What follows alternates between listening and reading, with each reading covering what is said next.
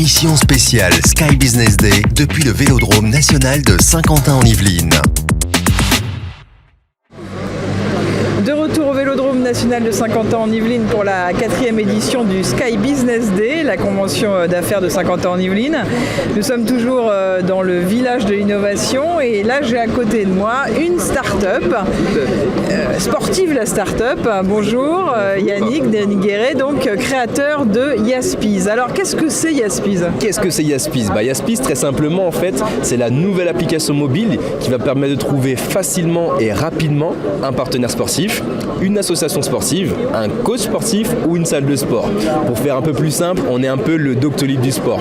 Le but, c'est de référencer toutes les activités sportives en France pour, aider le sportif particulier à se motiver quand il faut aller faire du sport, parce que je pense que c'est déjà arrivé à tout le monde de ne pas être très motivé à aller faire du sport tout seul. Donc le but va être très simple, c'est de pouvoir motiver la personne à aller faire du sport et lui trouver tout ce qu'il lui faut rapidement et facilement à côté de chez lui.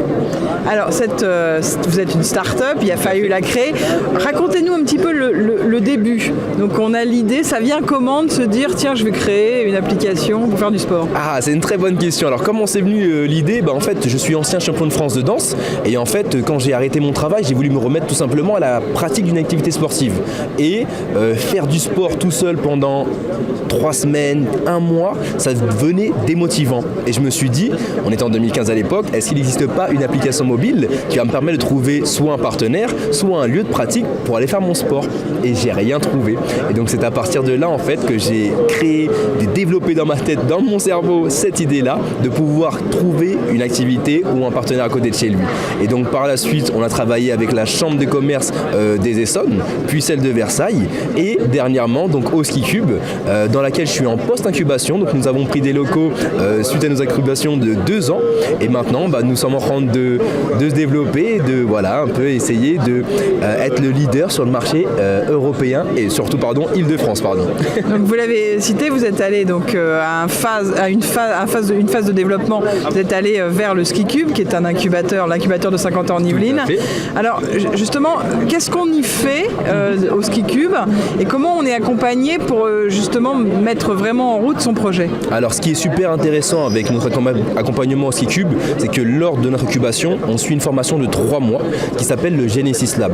Et en fait cette formation a pour but de décortiquer le projet par points, c'est-à-dire la partie finance, stratégie, équipe, et de reconstruire avec vous le projet. Et en fait je pense que c'est grâce à cette incubation qu'on a pu comprendre nos problèmes à nous et de corréler en fait le produit avec le marché. C'est-à-dire que le côté motivationnel, comprendre vraiment les vraies problématiques du sportif qui est seul et isolé et le pousser à faire du sport, et aussi le côté pro, c'est-à-dire avec tout ce qui est association sportive, coach sportif et salle de sport, comprendre leurs problématiques et leur proposer une solution qui réponde vraiment à leurs problématiques.